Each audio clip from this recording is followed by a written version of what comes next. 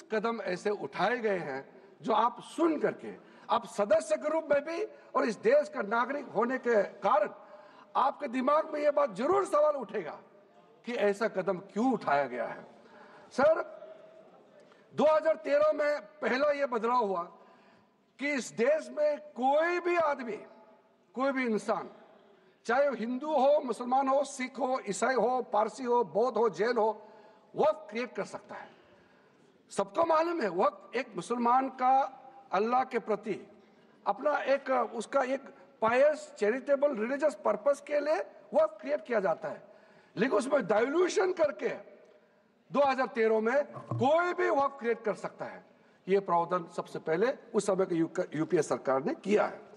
दूसरा, आपने सारा वक्फ को स्पेसिफिक कर दिया कि शिया बोर्ड में शिया ही रहेंगे, सुन्नी बोर्ड में सिर्फ सुन्नी ही रहेंगे, और कोई भी बोर्ड हो सिर्फ उनके लोग ही रहेंगे, बाकी कोई उसमें आ नहीं सकता है। ऐसा आपने प्रावधान किया। तीसरा, 2008, सर आप शांति से सुनने के बाद आप जो भी पूछेंगे हमारा रिप्लाई तो आएंगे ही सर। डिबेट का आखिरी में है, मेरा फिर से रिप्लाई होगा। तो अभी मैं जब शुरुआत में कुछ दृष्टिकोण रख रहा हूं, इसमें कोई हस्तक्षेप ना करे, ध्यान से सुनिए ताकि हमारा डिबेट का स्तर भी ऊंचा रहे और तर्क भी सामने में आ जाए। सर, एक प्रावधान आया सेक्शन 108। उस सेक्शन 108 में यह लिखा गया है कि वक्फ बोर्ड का जो प्रावधान है इस देश में कोई भी मौजूदा कानून के ऊपर में रहेगा, ओवरराइडिंग इफेक्ट रहेगा। ऐसा आपने कानून बनाया है। इस देश में ऐसा कानून कैसे मंजूर कर सकते हैं अध्यक्ष महोदय जी? हर कानून अपना अपना हिसाब से चलता है, लेकिन एक कानून दूसरे कानून के ऊपर में ओवरराइडिंग इफेक्ट होगा, ये कोई भी मान्यता नहीं दे सकता है। उसके बाद सर, मैं कुछ प्रोपोगेंडा साथ में जुड़े हुए हैं। उससे पहले जो 2013 में मुझे भी बहुत ताज्जुब हुआ कि ये पास कैसे जबरदस्ती करवाया है।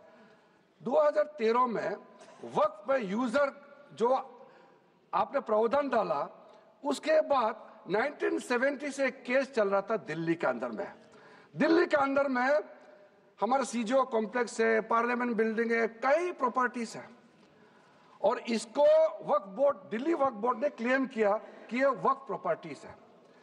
उसके बाद ये केस चल रहा था अदालत में। उस समय यूपीए सरकार ने पूरा सारा जमीन को डी नोटिफाई करके वक्फ बोर्ड को दे दिया। 123 प्रॉपर्टी। अगर आज हम ये संशोधन लेके नहीं आते तो जिस सदन में हम बैठे हैं, ये पार्लियामेंट बिल्डिंग, इसको भी क्लेम किया जा रहा था।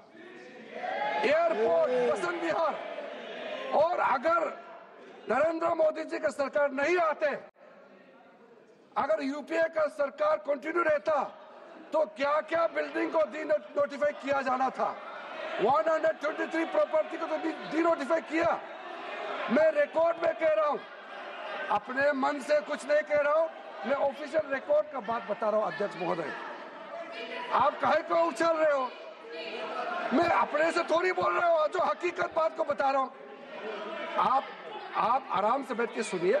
आपके दल को और आपको सबको बोलने का मौका मिलेगा। माननीय मंत्री जी,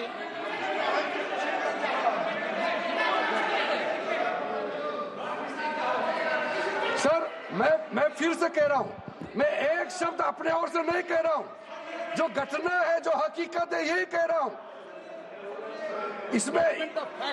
इनको इसमें इतना उछालने का, उत्तेजित होने का कोई मतलब ही नहीं है सर। अध्यक्ष महोदय, मैं आपके माध्यम से सदन को कहना चाहता हूं कि जो संवैधानिक बात उठा करके लोगों को गुमराह करने का जो प्रयास किया जा रहा है, उसको भी देश के सामने में सही बात रखना बहुत ही जरूरी है। एक बात बार बार इन लोगों ने कहा गया है कि ये जो वक्फ अमेंडमेंट बिल है, ये आर्टिकल 25, आर्टिकल 26, आर्टिकल 30 का उल्लंघन करता है करके इन्होंने इल्जाम मैंने लगाया। पढ़ चुका हूं, आप पढ़ लो। कभी भी डिबेट के बीच में पॉइंट ऑफ ऑर्डर नहीं होता है, व्यवस्था दे दी है, पठवाना कभी। माननीय मंत्री जी बोलिए। अध्यक्ष महोदय, दूसरा विषय इन्होंने समानता का बात उठाया। आर्टिकल 14 का इक्वालिटी को लेकर के उन्होंने सवाल उठाया, उसका भी मैं जवाब देना चाहता हूं अध्यक्ष महोदय। ये कोई तरीका नहीं है। माननीय अध्यक्ष की व्यवस्था अंतिम व्यवस्था होती है। बोलिए मंत्री जी, आप बोलते जाओ। अध्यक्ष महोदय, क्योंकि मेरा कान खुला हुआ है तो ये डिस्टर्ब हो रहा है मुझे। मैं अभी ये पहन की बात करता हूं। अध्यक्ष महोदय, अध्यक्ष महोदय, ये वक्फ बोर्ड का जो काम है, ये बेसिकली वक्फ प्रॉपर्टी को जो संभालने वाले मुतावली और जो वक्फ प्रॉपर्टी को व्यवस्था करते हैं उसको संचालित करने के लिए ये गवर्नेंस का, सुपरविजन का एक प्रावधान है। किसी भी तरीके से वक्फ बोर्ड वक्फ प्रॉपर्टी को मैनेज नहीं करता है। वक्फ बोर्ड वक्फ प्रॉपर्टी मैनेजमेंट में हस्तक्षेप नहीं करता है। आप साफ साफ सुन लीजिए, अगर इसके पास तर्क नहीं है तो इस तरह यहाँ डिस्टर्ब करके बहस का स्तर को गिराने से कोई फायदा नहीं है सर। ये कोई तरीका नहीं है सर। बोलते जाओ सर, वक्फ बोर्ड का क्रिएट करना एक जो वाकिफ होता है, जो अपना विलिंगली वक्फ क्रिएट करता मैंने है। व्यवस्था दे दी है, आप जब समय हो तो बोले नो, प्लीज बैठिए। ये तरीका ठीक नहीं है आपका, बैठिए आप। नो, बैठिए। माननीय मंत्री जी, सूची है 2013 की प्रॉपर्टी निकाल बताना सूची मंगा के देते। कहते भी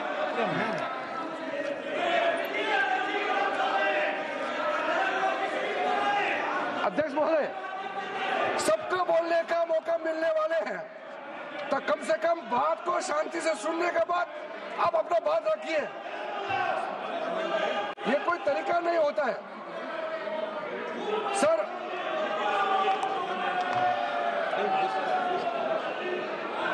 अध्यक्ष महोदय,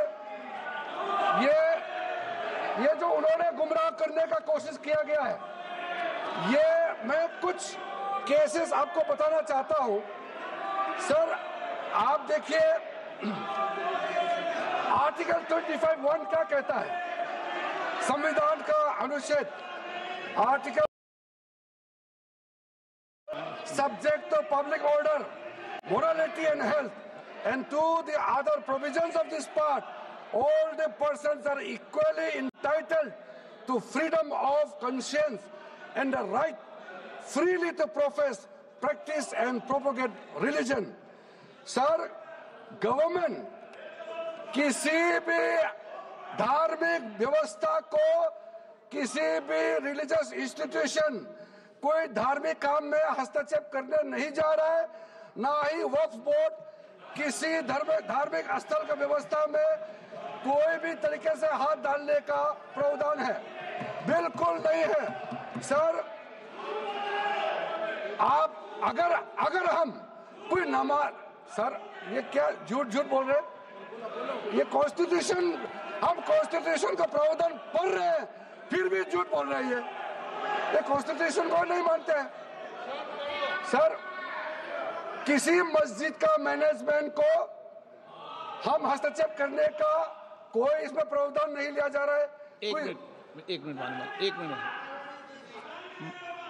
माननीय सदस्य, आप भारत की संसद में बैठे हो, गरिमा बैठे बैठे टिप्पणी मत करो। हाँ, आपको जब मौका मिलेगा आप अपनी बात कहना, बैठे बैठे टिप्पणी नहीं कर सकते। ये संसद की मर्यादा नहीं है।